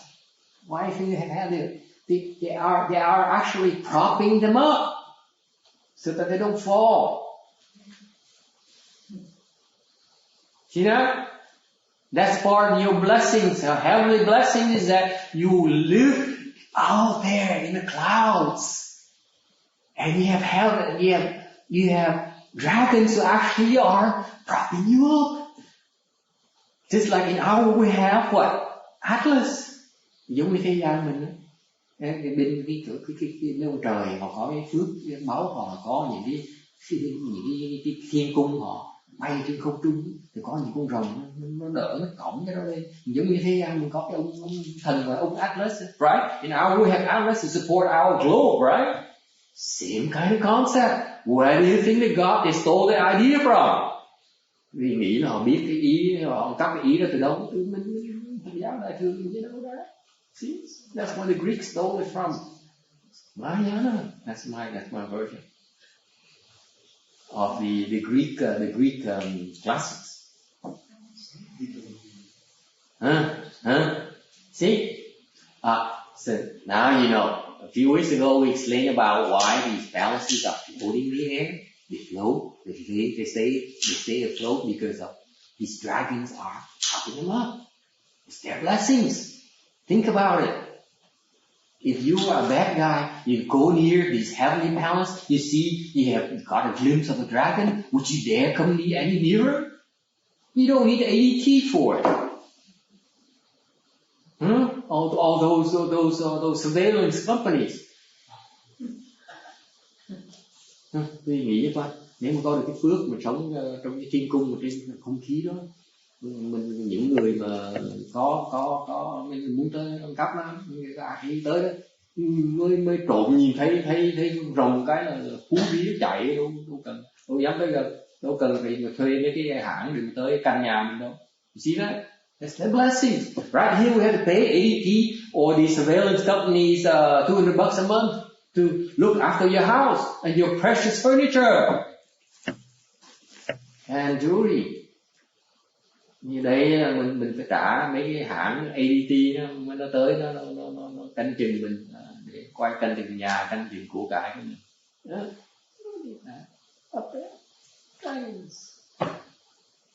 Cool. Blessings. Phước bảo sướng vậy đó. Wouldn't that be great? We like that, eh? And last week, thấy sướng hay sao? Mình cái phước mình nó giàu đủ như vậy luôn. Last week, I tempted a new person about the super lotto. Think about it. Think how small. See, now you see this is a bigger picture. You can look at super lotto. Well. Hả? Một khi mình biết cái cảnh giới mà cái phước báo là như vậy thì nhìn cái trúng số độc đắc nó nhầm gì đâu, đúng không? Nhưng mà tham nữa. You smile, winning a super lotto is not going to get you a dragon to guard your wealth, right? Not enough yet. Trúng độc đắc làm sao mà đủ tiền để mà thuê rồng tới nó canh của cho mình. Yes, question. Forgot already. No. You're getting as bad as I am. Yes. Do they come to you or you can invite them in? I mean, how do you get a dragon to come to your house? What? In your house? No, Or the heavenly palaces? There's a difference. Are you talking you as a god is up there, or as a god is down here? What's happening is God is down here. Let's start at home first. See, I can be careful too. I can kiss up to people too. Don't think that. Tao hỏi, yes. Tao hỏi là làm sao mà mời rồng tới nhà mình. Tôi hỏi nhà mình nhà ai? Nhà của trời, của bà thánh, bà trời trên trời, bà nữ trời trên trời, hoặc là bà nữ trời dưới đất. Yes. They choose you and you don't choose them. Is that what it is? I mean, for the dragons to be protective of you. Is that how it's done? Would you like to know? Yes. Yes. Không biết hả?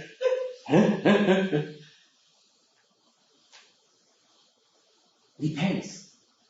Like a lawyer would say. Giống như mấy người luật sư nói tùy hoàn cảnh.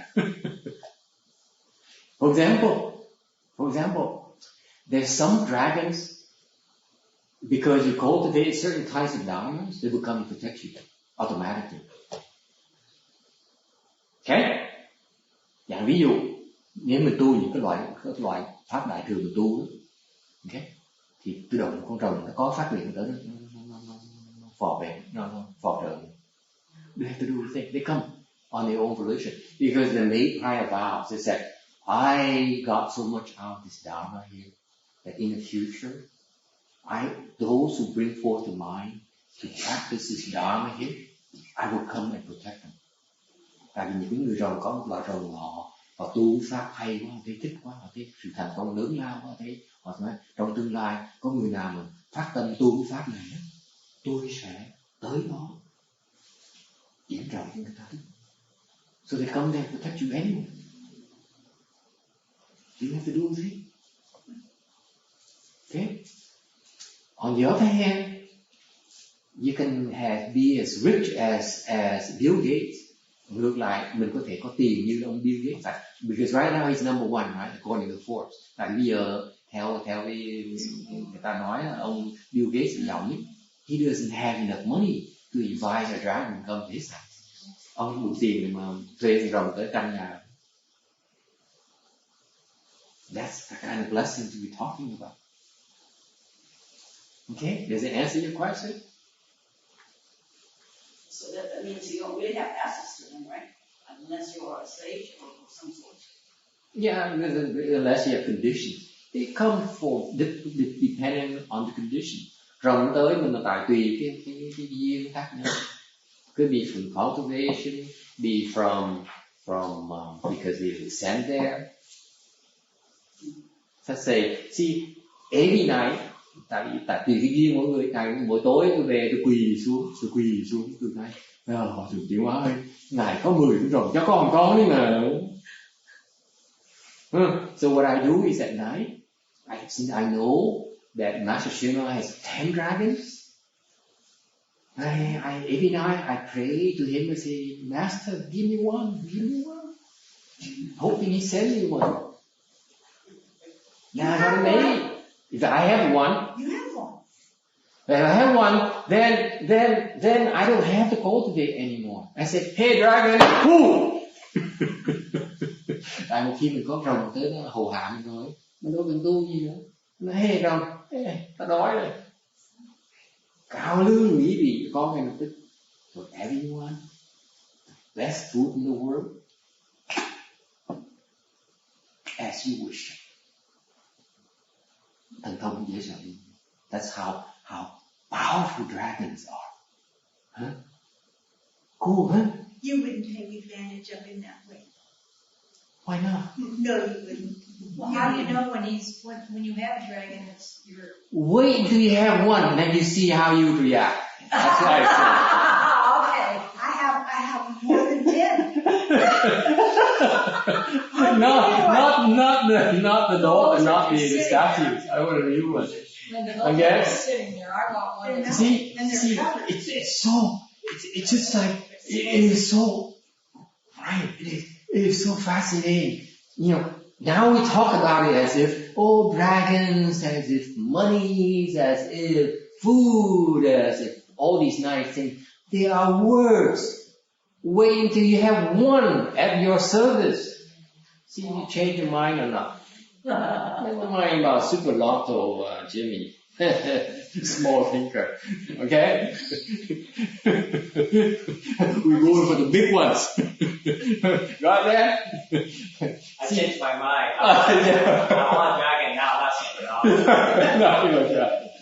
Lotto. That's smart thinking, baby. And it gets better. You ain't seen nothing yet. See, you have one at your service. Just think about it. This is what happened. Khi mà có con rồng tới mình rồi, you know what happens? Number two. You can make rain at will. Yes, sir. Think about it. No mưa. Because our rainfalls is created by dragons. Rồng nó phun nước ra nó mưa. You see? Thomas says, wait a minute. According to scientists, there's condensation and so on. That's only what you can see. What you can't see is what happening behind the scene. Mấy ông cái tưởng là mấy ông khoa học giáo là mưa đứng bốc lên xong nó động lại nó rớt xuống. Cái đó sau sân khấu đó. What happened with a bunch of dragons dancing and they say, oh, phew! And they got excited and they squirt water like heck. And that's how we got rain. See? Now Thomas knows. I'm investing in Dragons Incorporated. No more rainmaking this thing here. That's why dragons. Isn't that fascinating? That's behind the scenes. In the arid areas, it's because dragon decided to punish the people in the area so they don't make rain. Okay? So they invite monks over there, and the monk recites Sutra, this particular Sutra where to make rain. Actually, it's commanding the dragons to pour rain. And it rains. So, change your mind about monks, eh? Could be real sexy. Well, Master, what about when we came back from San Jose last year? The one night that was so bad, there was how many accidents on the side of the road? Yeah. I mean, it wasn't like one or two, it was about 4 or 5 there. Yeah. We were all in one area. all the way. Yeah. And they were all down the highway, all the dragons. Yeah. So In the trees. what happened is, think about it. thành ra như bên đạo tôi đi rồi đó tôi học cái pháp có cái kinh đụng cái kinh này là mưa, tức là nghĩa vùng mà bị khô cằn á, là tại vì không có nước, là tại vì rồng nó phạt những người đang sống. Okay, the evil, the undoing retribution, the areas. It doesn't rain because they undergo the retribution of prior karmas. Now they have no water. Okay, thành những cái vùng khô cằn như vậy thì tụng cái kinh này rồng mưa. This particular sutra commands travelers to make rain. Would you like to know what it is? Yeah. I forgot. You're so bad. So they could make too much rain, create disaster, Absolutely. flood and stuff. Yeah, they can overdo it. So As a punishment, or sometimes they fall asleep. That's a joke. Anything you say that, you will. The way you're going about it. I don't think it will. So think about the potential application. Cứ nghĩ những cách mình lợi dụng được. Nếu mà có con rồng nó là mưa cho mình, vì tưởng tượng coi. You go to the farmers and make a deal with them. All over the world. Mình tới những cái người mà nông gia, mình ký contract, ký hiệp ước, nói là một năm mưa bao nhiêu lần đó, mưa bao lâu đó. Think about it. See how much money, how wealthy you're going to be. See, Jimmy? See, big thinker. Why do you think that? So, khi mình tới đó mình ký hiệp ước, mình nói là một năm mưa bao nhiêu lần, mưa bao lâu nữa. Giàu thì không làm nữa. Think about it. Think about the potential application, the kind of money we'll be making. We incorporate. Okay? Yes. I thought that just knowing the mantra is not enough to order the dragons. I thought you need. I tried, dear. I tried to try and make they wouldn't listen to me. And remember in order to make them obey your orders. Yeah, they wouldn't listen.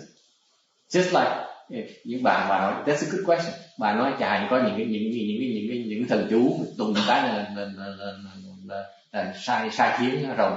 Tôi nói bà tôi tụng có vài thần chú tôi tụng hoài mà rồng nó nghe lời tôi. Give you the analogy. Okay? The analogy is like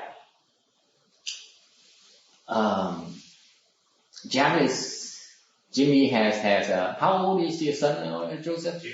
2. Chẳng như just like you teach Joseph to say that, hey, I know Obama is my buddy. You better give me candies. Better give me candies, otherwise Obama is gonna give you a hard time. You're gonna hear from Obama. Giống như cái cặp vợ chồng có người con 2 tuổi, dạy người ta nói như là nhắc lại là tôi biết tổng thống Obama phải cho tôi kẹo ăn ngay bây giờ không thôi là ông Obama sẽ làm khó gì quý vị. Would you believe that kid? Would you? Would you believe Joseph? Ai tin không? Ai cho kẹo nữa không? Would you give him candies? Of course not, right? He's only a kid. Con nít mà sao tin nó được? On the other hand, if you ask Mel, ngược lại tôi hỏi cái ông già ngồi trong đó, Mel says, I know President Obama, he's my buddy. You better listen to me, otherwise you're gonna hear from him. You're gonna lose your job tomorrow. You better listen, right? Because Mel is powerful. That's the analogy. Okay? Just because you know the name of the mantra doesn't mean it's going to work. Ví dụ như nói tiếng đùa đó, tại vì mặc dù nhiều biết cái thần chú nữa, nhưng chưa chắc cái thần chú đó là hiệu nghiệm. Nít mà nói thần chú ai như nghe, cái gì lớn tu đàng hoàng nói rộng nghe. Rộng, you think you can arbitrarily command dragons just like that? They're more powerful than you. Right? Đâu phải đọc thần chú là tự nhiên rộng nghe lời đâu. Phải có cách đọc, phải có cái sức đọc nghe lời. Right? That's the point. That's the got that? Okay. So far we talked about palaces up there, guarding the palace, and then making rain. Okay, lots of money here, lots of money potential. And then we're talking about earth dragons. Okay, they live in water bodies. Okay, they are extremely wealthy. They have so much treasure down there. Mấy cung long cung giàu dễ sợ.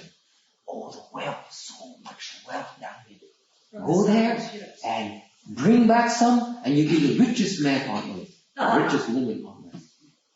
Giàu quý đến độ mình xuống đó mình hốt một bạc mình nắm đem về mình giàu nhất thế gian. That's that precious. That's how invaluable the treasure is.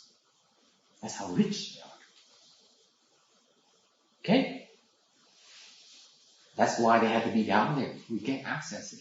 Otherwise you have beggars, you have lawyers, bây giờ phải sống trong cung sâu thì sâu, cái biển sâu để không ai tới được. Mấy người ăn mày tới đó không được, mấy luật sư tới đó kỳ kèo năn nỉ họ không được. See that? Any lawyer here today? Okay. No knocking of lawyers. Okay. And fourth one, God will turn into a blessing treasure. Yes. If they're that rich and they've got that much, why are they hanging on to that little pearl? Because it's the seed of all the powers. Oh, so that's worth more than Remember when we went to that rich guy, huh? Remember, Shorty?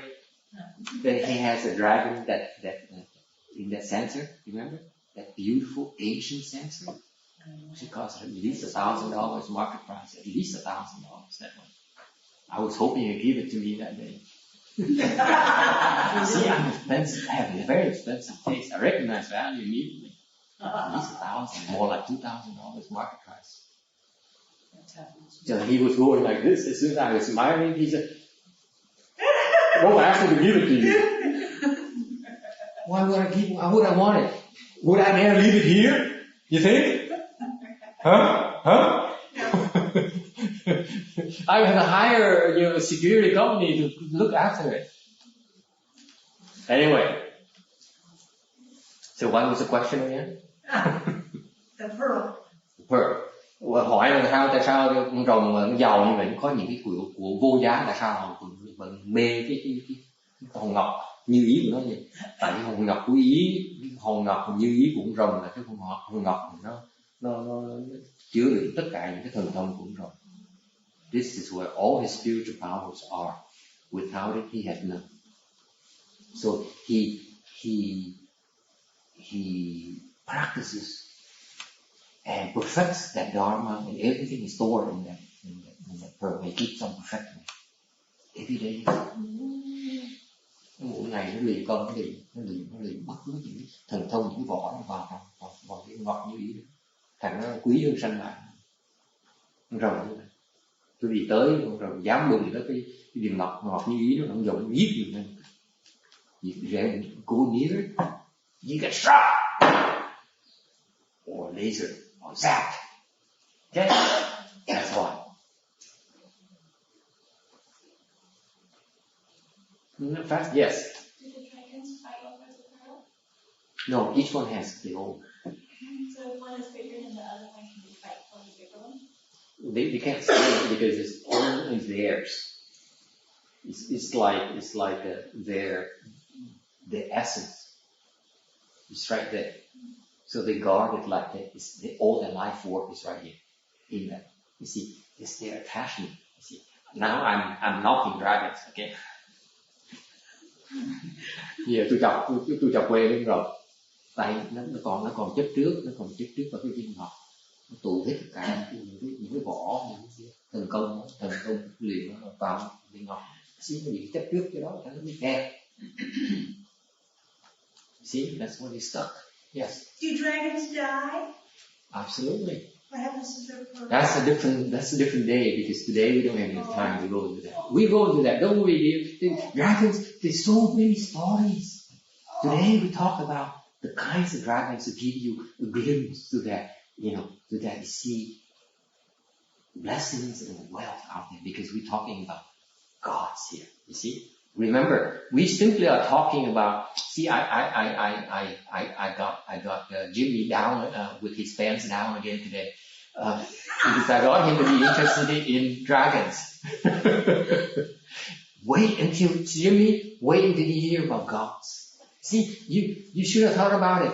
See, dragons are servants of gods. It's much better to be, much cooler to be a god. Wait, hang on. We have to.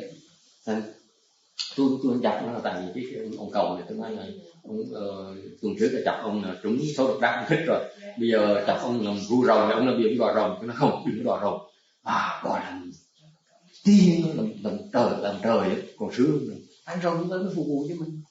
See that? So wait, we getting there, okay? Question? Yes. Good question. What is the wheel turning king? Okay. Who are they? The wheel turning king is Trụng Luân Thánh Vương. Is supposedly he is the four kinds, the different kinds of wheel turning kings, but basically it's the richest man on earth. It's the one with most blessings. We go into that later on in the lecture, where they explain more about these guys. Okay. They're the richest, the wealthiest. They are like even beyond emperors. Okay, they are the wealthiest, and they are the most respected being in our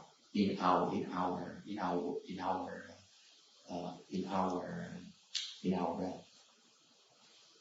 Okay, so for example, it's a good question, because for example, Shakyamuni Buddha, if he did not choose to cultivate and become a Buddha, he would have then become a wheel-turning king. That's how wealthy he is, that's how blessed he is. Chẳng như ngài Thích Ca Mâu Ni, nếu mà ngài không xuất gia mà tu thì ngài đã thành Trịnh Thánh Vương. Okay, so the most powerful man, the richest man on earth is this guy. And he has something kind of cool. I don't want you to get excited. Control yourself now, okay? Tại ông đang giàu đến độ như vậy. He has something cool. I can give you a glimpse of his wealth. He has something called a jade woman. Okay? Ông này cũng có một cái bảo. He has seven jewels. Ông có bảy cái loại báu khác nhau. Một cái là báu ông là những người ngọc nữ. Okay? She is so exquisite, so beautiful, and the emperor here has so many wives already. Being the richest man on earth, he can have as many wives as you want. You're talking maybe not one harem, maybe 1,000 harems. Okay. Tới cái ông này giàu đến độ là ông có biết bao nhiêu vợ cũng được hết. Nhưng điều it's still not enough. He has something called a jewel, called the jade woman. Ông có một cái bảo, cái quý báu này là cái gọi là người ngọc nữ. And her only purpose is to satisfy his sexual desire. Is he of a human species? Control yourself. It's all right. Wait. Let me translate. Be afraid. It's okay for her because she's green. Cái người Tiểu Lương Thánh Vương này, cái giàu đến độ ông có biết bao nhiêu vợ được như vậy. Thấy ai ông thích ai đâu cũng cưới được như vậy. Vì ông là Thánh Vương, ông là nhất mình, ông muốn gì được đấy không? Mà ông chưa đủ, ông còn có một cái bảo vật gọi là ngọc nữ nữa. người ngọc nữ chỉ thỏa mãn những cái tình dục của mình thôi.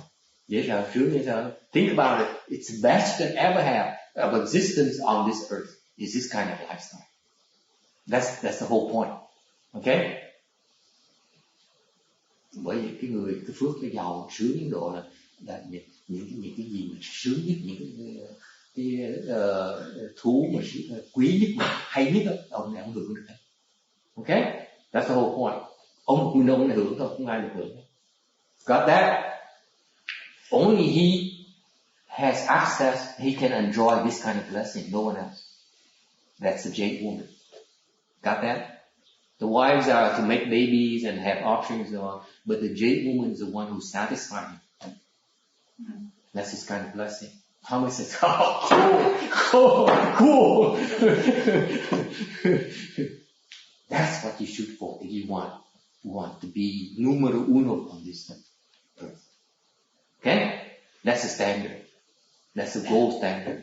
Bởi vậy, nếu mình muốn là bị nhất nhân trong thế gian này là muốn làm chuyện nông thánh. That's the standard. That's the only standard, gold standard in this hour. Okay, question. I mean, this wheel turning king, is it of the human species? Yeah, I mean, it's a man. Human being or It's a man. It's a man. I go to later. Yeah, sometimes I hope. So he is on earth, living somewhere. Yeah, he's a person. Maybe anonymously. This yeah, not right now. Right now, there's none. He's a dragon king. No, it's different. It's not dragon king. It's Well, not it says that. dragon king. The dragon's up there. So how many of his dragons have to guard her? Huh? The beautiful. You see. Good question. See, Yeah. None, because Better he's guard the only one her. that has to see her. I'm so happy in the office because I know these guys want to ask so much. They're all. I want to know, but they don't dare ask. Thì mấy quý vị, tôi biết mấy bác không hỏi cái hỏi bà muốn hỏi là ai giữ cái bà ngọc nữ này, đúng không? Oh, the dragon king guards this guy. Right? Who guards the dragon? Who guards the jade woman? That's the best woman on earth. You bet. In bed. I mean, can I talk like that? Yes, I can. I don't think they need to be guarded. Because you have to have the blessings to see her. If you have the blessings, that's the gate to the door. If something happens, you can't do it. Would you guys like to know? Randy just told me. No, you don't want to know. I'm not going to talk about it because they don't need to Well, know. let them go and tell We me. don't need to know. Why don't we? That's how I want to know all the conditions. You want to know the unconditioned.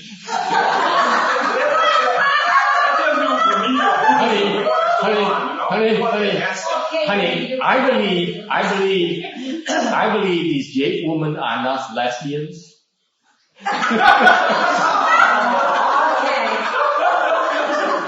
Well, that's not even.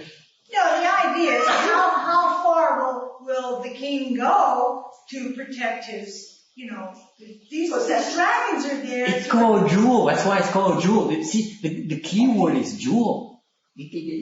Hỏi là bạn hỏi, that's very good. I mean, you are evil.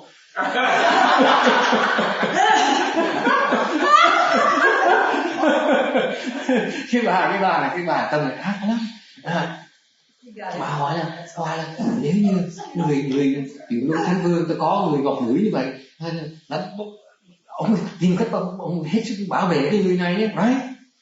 It's a jewel. The beauty of this jade woman, in case you guys want to know, okay, is that she is a jewel. She only appears when the guy is horny. Is it okay to talk like that? That's why it's a conditioned dharma. You don't have the condition. You cannot speak. And as soon as he's done, she goes back to the jewel, like the genie in the bottle. That's her only purpose. That's her only purpose. Is to satisfy him. Her only purpose is to satisfy him. his desires. He's that Only a wealthy. man He's would that do blessed. But he's got to protect that. He's better protect Of course. That's what I would feel. I wouldn't care about the other 6 jewels. I would feel that one first. I agree with you. it. Yeah. We go into business, we incorporate, you 50, me 50. Business. Tôi nói đùa bà, tôi nói là nếu như mà tôi như bà, tôi đồng ý bà, mình lập cái tổ hợp, mình đi cắp cái người ngọc nữ này. 6 cái bảo bố cho mình làm mơ, mình tàn cắp. Worth far more than the other, right? Absolutely. Yeah. Big thinker. See, Jimmy? See, you hang with me for a little longer, you become just as evil as he is. I'm just telling Randy that you're tricking us. We said that if it's so good, then why did you shave your head and become celibate? I know. Sherry That's answered. the only way I found out about Jake. So we are cultivating it and trying to take down the desire for us to get. But this guy is not. That's the whole point. It's not for everyone. Just think about it. If you have it, you will enjoy it. But that's a good point. But see, your question is getting harder and harder. I was telling my colleague, I said, my it takes me so much longer to prepare for my lectures now. Tôi than mấy người đồng nghiệp nói sao dạo này sao mà tôi phải cần tốn nhiều thời giờ để soạn bài giảng pháp. Because this kind of questions, this kind of objections. How on earth can anyone in a sane mind would shave the head? Right? That's right. That goes back to stupidity becoming wisdom.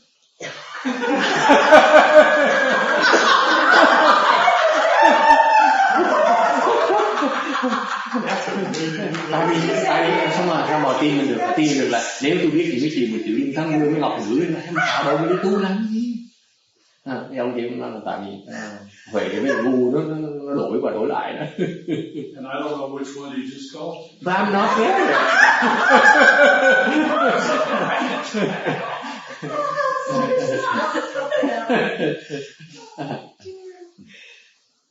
It turns out that's a very, very good point. Very, very good point. It turns out it's from your prior vows. It's your prior vows. Cái là tại cái nguyện, cái bổn nguyện, cái kiếp này. Mình nói kiếp này, kiếp sau, mình muốn thành chuyện luôn thành luôn. Because in a prior life, you said, I want to become that wheel-turning king. You want to become the will-turning king. You made that vow. Just a prior life, I made a vow. I would renounce all these jade women to become a monk. Now I regret. Now I read about it. I said, maybe not.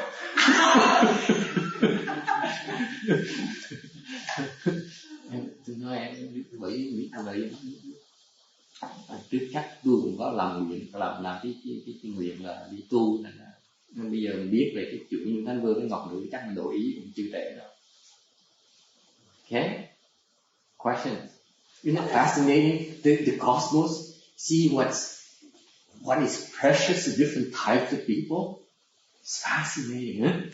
What's the purpose of returning king on earth? What does he do?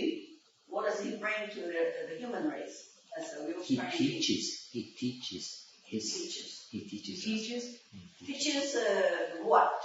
How do we about goodness. He teaches because see so he's the wealthiest person, so that if you follow him, you can also become a wheel-turning king in the future. That's his dharma. See, all these questions are so hard. I don't know if I didn't prepare for years, I wouldn't be able to answer that kind of question. Think about it. You ask a question. How can people answer that kind of question? Your questions are so innocent, and yet they're so hard to answer. That's how dangerous you guys are. Wow. You see the kind of question they have? See, họ hỏi gì chứ cái nhiệm vụ ông chịu luôn Thánh Gương, chúng nó những cái ông chịu luôn Thánh Gương, nhiệm vụ ông là ông dạy cái loài người, dạy gì? Dạy cái pháp, cái thiền pháp. Tại vì theo ông này, theo tôi pháp ông này, mình ngày trong tương lai mình cũng là trở thành chịu luôn Thánh Gương. He teaches by example. See that? See, you see me, you see how happy I am. See, I'm always a smile on my face. Okay, you can be like that too. We're smiling right now. I was just going to ask, how do you recognize him?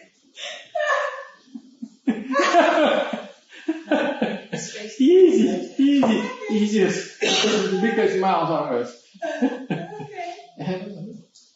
Okay. Questions? God, I'm hoping that I'm gonna petition the DIBA and going to Shinhua for more fire support because it's getting harder and harder to answer questions. I don't think so. I think Okay, any other questions? Just dragons and you push it back to my corner. Yes. I'm just wondering where this is coming from, what kind of texts. This is from our Tripitaka. It's all documented. In Tripitaka? Yes. In Chinese and Sanskrit. English, they're going through translation right now, but English translation is not that accurate right now. Because it's done by people who don't understand about these things. Therefore, the vocabulary is not there, and Mahayana Tripitaka is interconnected. We teach you one principle after another because they're all interconnected. The weave, it's interwoven. It's a beautiful fabric, beautiful puzzle. Okay, that we try to put it together for you bit by bit. They're all interconnected. Therefore, you need to have a lot of wisdom before you can really be able to describe it in its entirety. Does it make sense? That's why the translation will always fall short unless you have the wisdom. Tôi nói nó là cái đại thừa nó hay và mình học từng bước từ giống như cái mô tả từ nó liên hệ với nhau rất chặt chẽ. Thành ra khi mà người thông dịch người ta không có trí tuệ, ta không thấy được, ta dịch không được mà ta cũng không hiểu được cái sự liên hệ. Therefore, because they fail to understand the interconnection, the translation is not that accurate. Okay? That's why I look down. I kind of I knock the English text for that reason, or the Vietnamese text for that reason. Mà tôi cũng coi thường mấy cái văn kinh văn Việt Nam mình dịch cũng rất nhiều như vậy. I give you an example. In this particular sutra here, I noticed that the Vietnamese translation is not that good, but I don't have time to translate. So all I can do is change bits here and there, what I remember. Because they don't understand why. See, in Mahayana, every single word is set for a purpose. Thomas. In the Tripitaka, that thick of a volume, okay, is about 11 times. It takes you to read from beginning to end. Okay, in Chinese Tripitaka, it's going to take you 3 years, beginning to end, 3 years, every day. Okay. In that, I forgot what I wanted to say. Okay, it'll come back. If I remember, I will tell you. So the text is really beautiful. It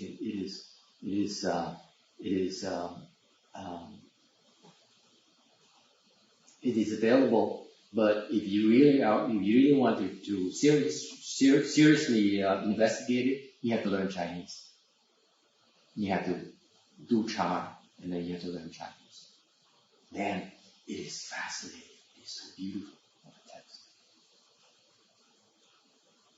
Yes. Do people ever evolve into dragons, and dragons ever evolve back to people? Sure. It's just living beings. Yeah. They change. Dragons used to be monks. Oh, really? They used to be cultivators.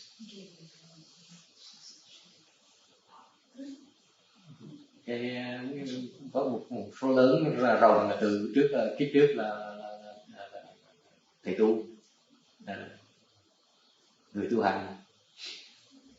That's where the spiritual powers come from. Những người rồng có những thần thông rồng là tại vì kiếp trước là tu đại thừa hiểu lắm, tu giỏi lắm. They really excel at cultivation.